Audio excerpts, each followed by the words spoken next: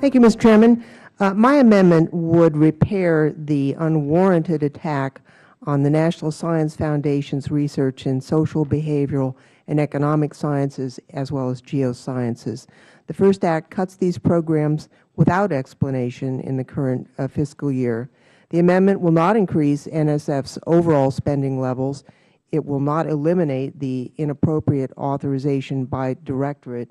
It will only repair the cuts the First Act makes to social and behavioral sciences and geosciences. For some reason, the majority seems to have a political vendetta against these important fields of research. NSF is mandated to promote the progress of science, to advance the national health, prosperity, and welfare, and to secure the national defense. SBE and geoscience research are integral to each of these goals. To single them out for defunding because of apparent concern about possible findings is unwarranted and counter to good policy and effective scientific research. The NSF directorates have increasingly engaged in flexible cross-boundary research programs, and authorizing them individually already hinders that. Targeting several directorates for major budget cuts further undercuts good research and collaboration. Setting disciplines against each other in this way runs counter to the spirit of the Competes Act and to the guiding principles produced and submitted to the committee by the business, higher education, scientific, and engineering communities. As they stated in those principles, and I quote, "To ensure our national competitiveness, we need to maintain a strong foundation of basic research across all scientific disciplines, from the physical, mathematical, and life sciences to engineering to the social, economic, and behavioral sciences." The Association of American Universities further explains, quote, "The bill does little to close this nation's innovation deficit, but it also does some things to widen it, including significant funding cuts to social, behavioral, and economic research. The social and behavioral sciences play a vital role in the nation's research portfolio.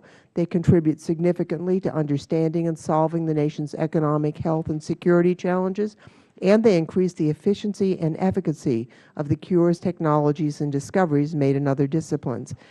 It shouldn't be necessary to justify research in these areas, but here are plenty of examples to justify their importance.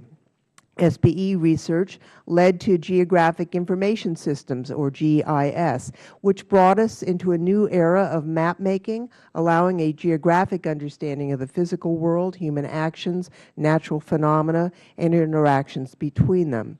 With GIS and SBE research, we can better understand traffic, we can plan for and understand disasters, we can predict urban growth, and much more. Behavioral research also helps understand the spread of disease and to prevent it. Social research helps understand the factors that improve child development and education. Economic research helps us better understand markets, predict shortages or surpluses. Geoscience research helps us to understand and predict natural disasters, and SBE research helps us to prepare and respond. SBE allows us to understand and address crime or understand and strengthen communities. While these fields of research may produce unexpected, controversial, or in some sectors even unwanted findings, that's no different than any other discipline, and certainly no reason to single them out for disruptive and costly funding cuts. I hope that the committee on a bipartisan basis will support this amendment to rebalance NSF spending and as a first step towards more sane and productive funding levels. And with that, Mr. Chairman, I would yield back the balance of my time.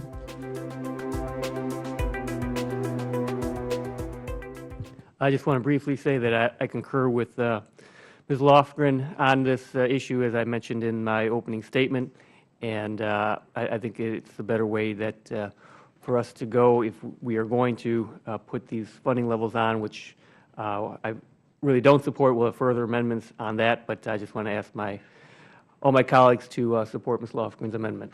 With that, I yield back. Thank you, Mr. Chairman. This amendment would strike Section 303. Section 303 of the Act requires a plan for, and I quote, "Federal science agencies to enable archiving and retrieving covered material in digital form for public availability in perpetuity. Now, I hope we can all agree that science research funded by taxpayers ought to be available to those taxpayers to use and review in the most useful form. This is referred to as public access or open access to research, and the general principle is widely supported. I support the majority's objective of inscribing this goal into law. However, the language in this bill is 4 years late, it's overly restrictive, and it's actually counterproductive. We know that taxpayers spend billions of dollars each year supporting researchers and scientists. These are important investments, but they're not available. The results are not available to teachers, students, entrepreneurs, businesses, or other scholars on a inclusive basis, even though the taxpayers have paid for it. Now, taking down the barriers between the public and crucial information is going to do some important things. It will accelerate science discovery, improve education, fuel innovation, and produce new discoveries. You know,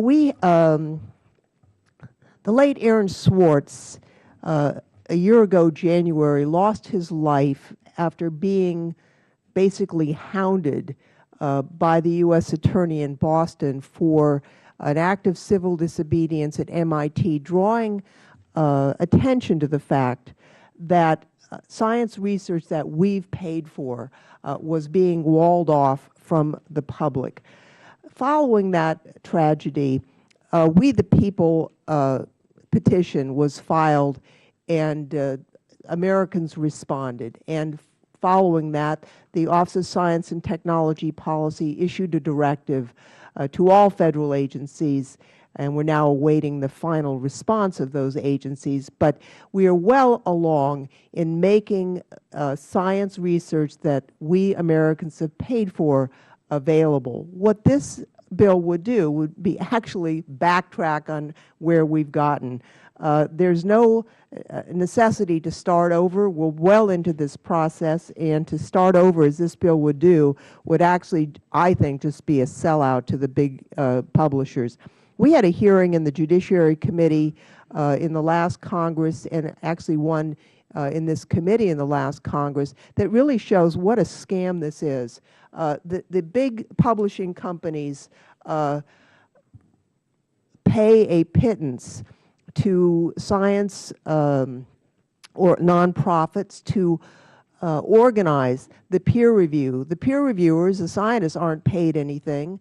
The scientists who publish the papers basically give up their copyright in the science, and then the publishers make a huge amount of money by locking up this research and charging exorbitant amounts back to the universities whose scientists have produced it and whose scientists, for free, have peer-reviewed the papers.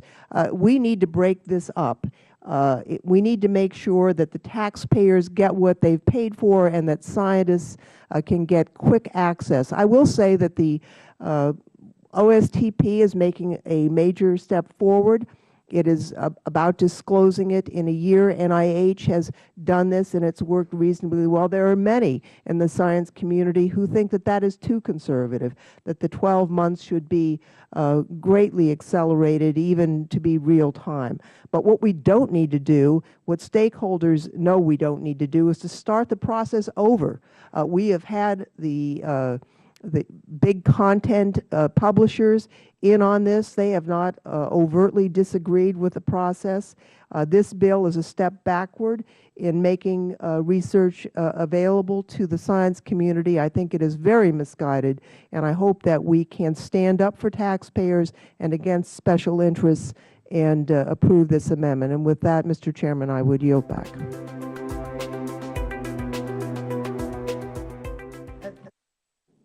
I thank you. Just a couple of comments. First, I think it's important to note that the OSTP process includes flexibility in it. It suggests the year's time. It does not mandate it. And the process that we have observed in OSTP has been transparent, and I would add inclusive. Some of the publishers, primarily the British publisher that gets $1 billion profit a year off American taxpayer-funded research, obviously would like to keep its $1 billion profit. That we would accede to that that special interest by basically breaking the process that everyone has worked through, I think is seriously mistaken and seriously wrong. As I said in my opening comments, there are many who believe that the one-year suggestion, not a mandate in OSTP, is way too long, and there are many scientists who have suggested that. I have some sympathy with the nonprofit science community, the physics societies and the like, who organized and continue to organize the peer review process.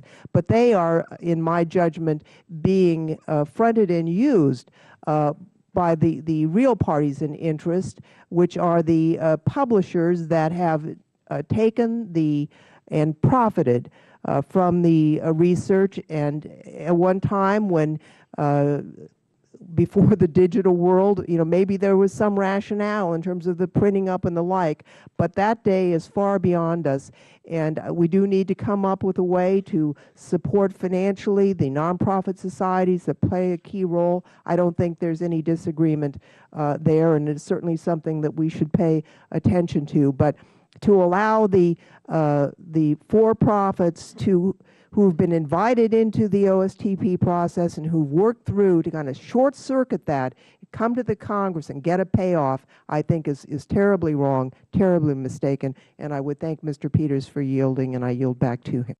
Mr. Chairman,